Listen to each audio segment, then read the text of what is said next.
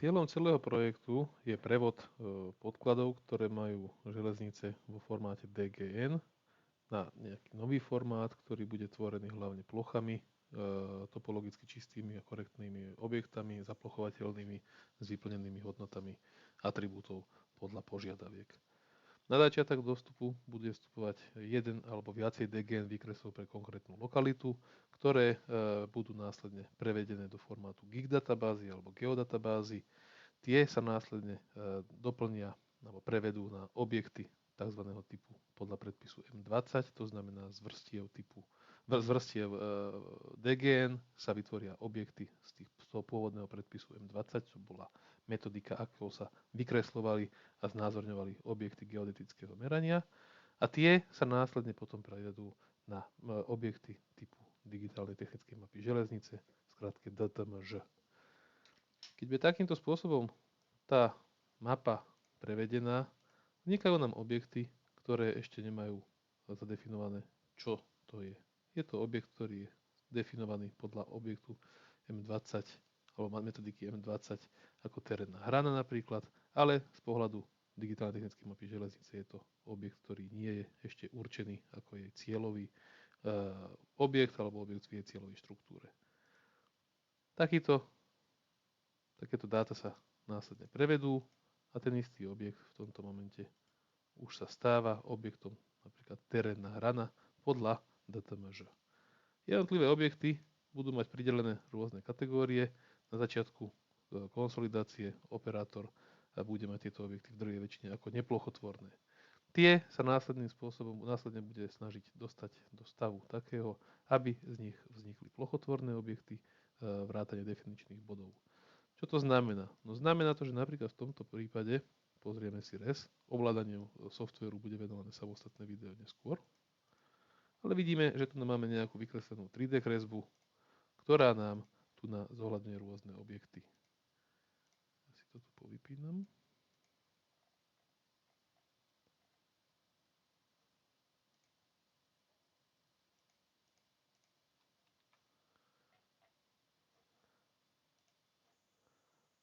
Znamená, budeme tu mať nejakú plochu železnice, ktorá bude vyčlenená nejakými vonkajšími hranicami. K nej budú prislúchať nejaké svahy terénne, ktoré sú viditeľné napríklad tu na táto plocha a táto plocha.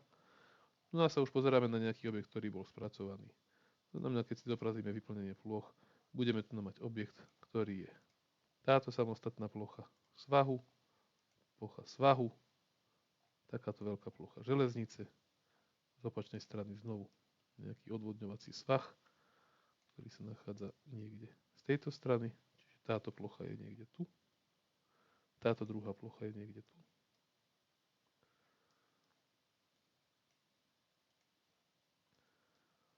K ním prislúchajú nejaké ďalšie objekty, ktoré nám tie väčšie plochy rozbijajú na menšie. Čiže táto plocha na tomto mieste je prerušená, pretože sa na tom nachádza nejaký objekt.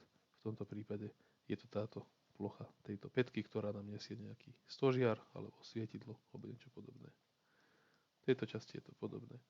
Samozrejme, tá kresba na začiatku tieto objekty všetky má, ale my im určujeme, ktorý z nich sa stane plochotvorný a ktorý nie sa stane neplochotvorným. Napríklad v tomto prípade tu môžeme mať pomerne veľkú plochu, ktorá je jednoznačne uzavretá tými objektami, ktoré tam boli pôvodne nakreslené. Naopak, táto plocha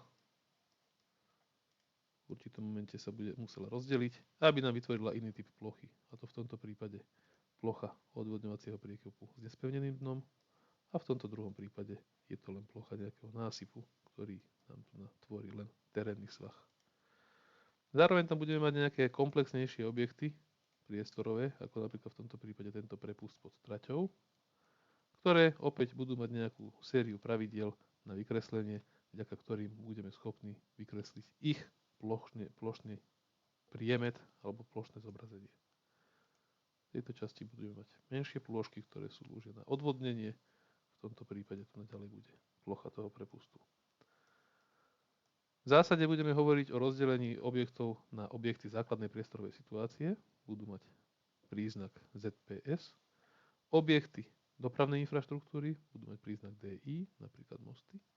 A ďalej sa tam budú vyskytovať objekty technickej infraštruktúry, objekty TI. Objekty TI my riešiť nebudeme. V súčasnom stave je software nastavený tak, že tie objekty tam vidíme aj s nejakými ich popismi. S novšou verziou tam tieto objekty by sme už vidieť nemali a budeme vidieť len tie objekty, s ktorými sa zaoberáme. To, že vidíme všetky objekty, neznamená, že tie všetky objekty musíme nejakým spôsobom riešiť. Samozrejme bude určené, že ktoré objekty sa riešia, z akého dôvodu a to bude vysvetlené naozaj trošku neskôr.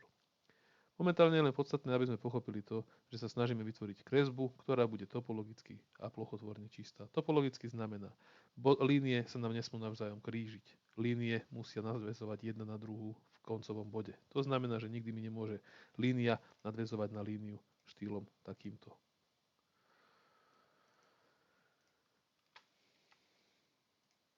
Ak budem mať líniu jedného objektu, napríklad nejakého parkoviska, a k nemu mi bude v tomto mieste dosadať nejaký chodník a na tomto mieste bude mať nejakú zeleň, napríklad trávnik, a tu budeme mať povedzme nejaký svah, tak tá kresba vo finále by mala vyzerať tak, že bude mať tie samostatné dve kresby toho chodníka, bude mať vložený samotný definičný bod, ktorý určuje, že áno, z najbližších hraníc, ktoré tam budú vykreslené, sa vytvorí plocha chodníka. Ak tam nebude dokreslená čiara, ktorá by to uzatvárala, tak sa tam tá čiara dokreslí vo forme neidentifikovaného líniového objektu. Zároveň táto čiara, ktorá bola tvorená, alebo tento objekt, ktorý bol tvorený jednou lomenou čiarou, bude musieť byť vykreslený ako jedna samostatná čiara, druhá samostatná čiara, tretia samostatná čiara, ktorá môže byť lomená. Opäť tento objekt, ak nebude uzavretý, musíme ho uzavrieť neidentifikovaným líniovým objektom a dať mu centroid alebo definičný bod, ktorý hovorí, že to je parkovisko. Plocha zelene, ktorá sa nachádza tu opäť bude musieť byť uzavretá tu na samostatným objektom a tu na samostatným objektom. To znamená, toto celé ja nemôžem uzavrieť po celom obvode jedným objektom identifikovaným, ale musia to byť samostatné segmenty. Jeden segment, ktorý bude patriť k tejto malej ploche, pre tento svah,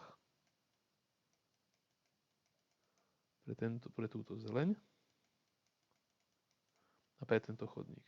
Čiže tu bude mať objekty číslo 1, 2, 3 a 4.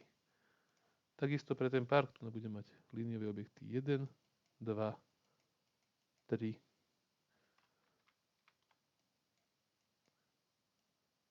tento objekt bude spolu s ním. Prečo som, vlastne nie, bude musieť byť rozdelený tiež tu aby som dokázal dopojiť tam túto čiaru. Tento objekt na začiatku existoval.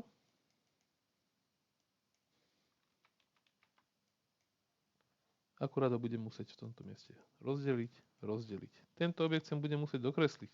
Použijem jestvujúci vrchol, ale v tomto mieste ho budem musieť rozdeliť, aby som bol schopný vytvoriť plochu. Tomuto rozdeleniu v mieste, kde sa nám spájajú viaceré línie, hovoríme pravidlo trojmedzí. Nikdy nemôžem mať urobené spojenie takýmto štýlom, že mi to bude nadväzovať na pokračujúci objekt. V takomto prípade musím mať jeden objekt samostatne, druhý objekt samostatne a tretí objekt samostatne.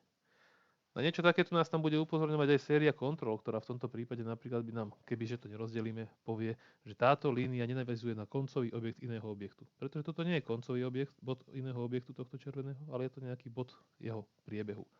Naopak, toto je koncový bod modrej čiary, toto je takisto koncový bod červenej čiary, čiže to náväznosť tam bude. Zároveň bude platiť séria pravidiel pre plochotvornosť, to znamená napríklad budú tam nejaké hierarchie plôch, alebo prvkov, ktoré budeme musieť vyhodnotiť.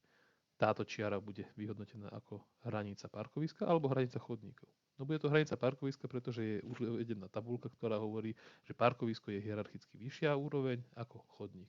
S touto tabuľkou sa oznámime neskôr.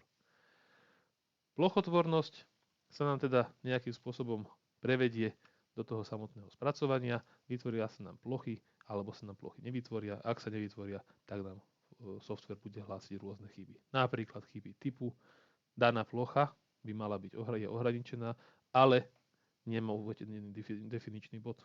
Zadaj definičný bod. Alebo naopak, v danej ploche je omylom vložený viac definičných bodov rovnakého typu alebo rôzneho typu. To sú veci, ktoré sa budú stávať vplyvom toho, že tú kresbu budeme postupne kreovať, dotvárať, budeme tam brávať nejaký kontext širší, ktorý nám na začiatku možno nebude hneď jasný pri tej tvorbe kresby. A preto tam niektoré tie objekty, ktoré tam pôvodne nakreslíme alebo nejakým spôsobom určíme, budeme musieť prehodnotiť, prípadne odstrániť alebo nejako zmeniť. Na konci dňa by každý mal ten svoj balíček riešený odovzdať vo forme takej, že by chyby, ktoré tam software na základe kontrol bude hlásiť, nebude obsahovať, respektíve bude obsahovať len chyby, ktoré sú iba upozornením a nie chybou ako takou.